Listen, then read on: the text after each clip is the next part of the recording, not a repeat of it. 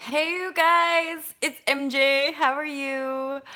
I wonder when that little thing's gonna switch up because I'm really hearing it. And anyway, I wanted to talk about what is inspired action. Now, this is really coming out of when we read The Secret and we start learning about the law of attraction because we want to manifest awesomeness in our lives.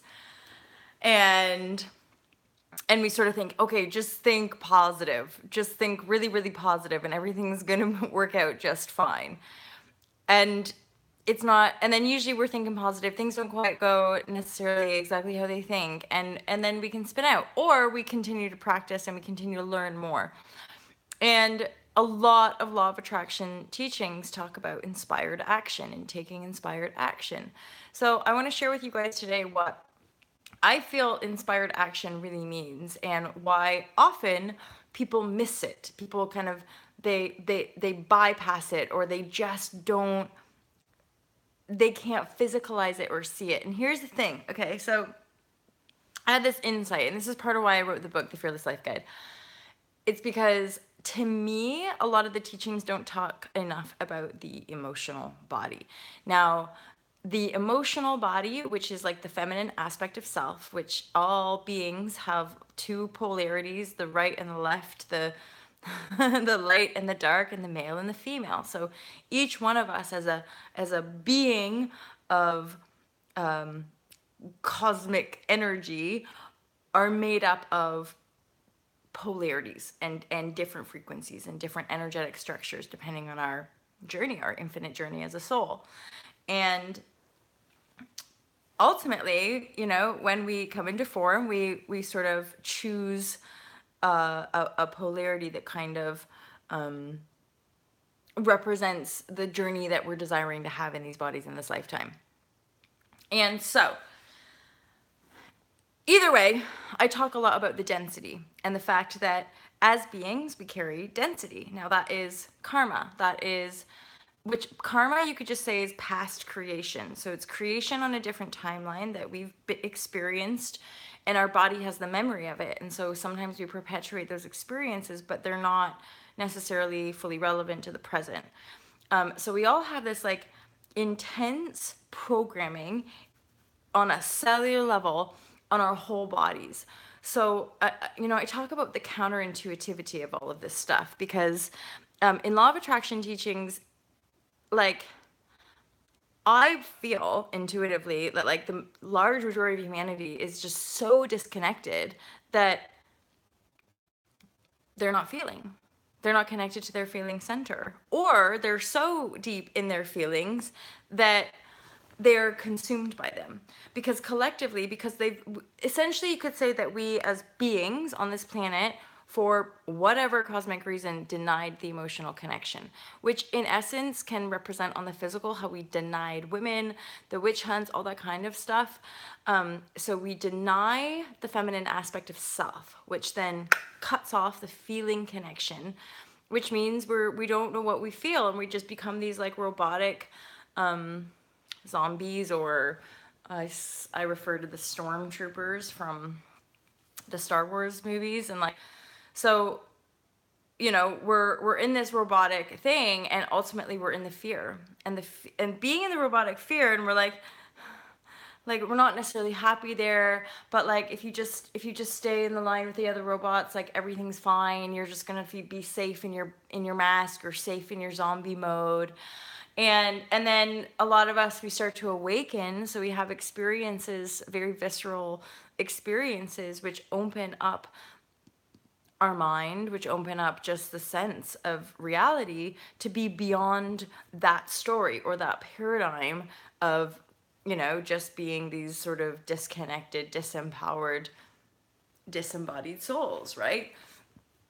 So we awaken to that, and almost simultaneously we recognize that we are the zombie, but we're the soul kind of watching our zombiness, right? So we have this, or we have weird moments where we very much hear like thought. We're very aware of thought suddenly, and like Where are these thoughts coming from? These were some of the experiences I had in my early awakenings, where I was like walking through the street of Vancouver, just like having amazing thoughts and visions all at once.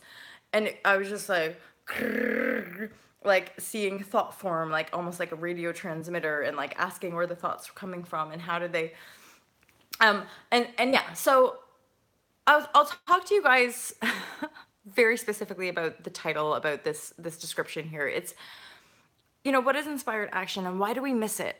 Why do we miss it? Because we're so fucking programmed into the fear that often when those opportunities to take a leap, to take a jump, to really go for it, we're too scared. The fear of the unknown basically keeps us in place rather than our desire for more, or our desire to make our dreams come true, or our desire to be free, or a desire to make more money, or desire, whatever that authentic yearning, that authentic desire is. I would dare say that every human being at some point in their life, you got to take a leap. You got to take a leap to the point that you're going to lose everything. I want to sell all of this transformation stuff to you guys, but yeah. And that's something, for whatever reason, like, people sometimes call me like courageous. I don't feel that way necessarily, because in those times, like the times in my life where I took leaps, there wasn't inside myself. It didn't feel like a choice. It wasn't like, maybe. No, it was like, boom, like I have to move in this direction.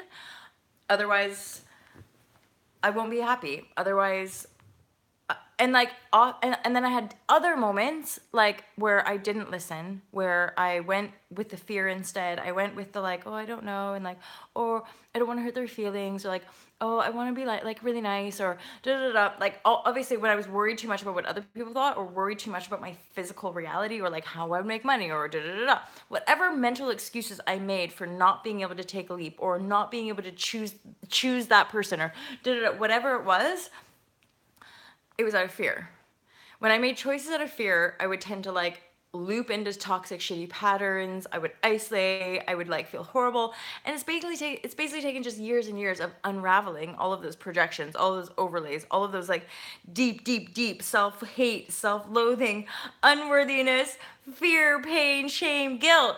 And then taking another leap like 2.5 years ago, where I was just like, it's still not this, must do it again. And like now I'm literally just like landing. The will of love. Hello, MJ, blessings and congrats on that inner fire that shines the strength. Thank you, Emilio. Yeah, like the leap where like I didn't want to lose everything. My ego didn't think I would. My ego, the last leap I took, I had things lined up where I'd be making like shitloads of money, no time, and I was like working with like people, doing all that. And then all that happened in the last 2.5 years was like my ego was just like pooh, like stand back. You think you know this? No. You think you got that? No. And basically bottomed out in every area of my life. Loads of relationships came to an end. Some I walked away from, some people walked away from me, and literally have an amazing new relationship with my ma, and feel really like healed in my family. Where like I didn't see this one coming consciously, but somehow this journey miraculously has like healed my connection to human beings. It's because I healed my connection to myself. And it's because I'm not afraid of who I am. All of my big fat flaws and all of my ridiculousness and reactivity and all of my anger and all of my love and all of my compassion, I've just broken down so hardcore that it's just like, well, you're gonna live or you're gonna die. You're gonna love it all or not. It's that simple. So like, I just keep loving it all, and I love being able to share with you guys. I love being able to like connect to my own heart and be peaceful pretty much whenever I want. Even when emotionally I might feel like I'm breaking in half, or even when the weight of the world just gets fucking too damn heavy. It's I'll just keep crying it out. I'll just keep feeling it out, you know? Like sometimes energetically in your being, you can only break down so hardcore until you literally cannot do anything but rise like the phoenix. And often what I observe in our humanness, in our pain, is that we just don't give ourselves long enough.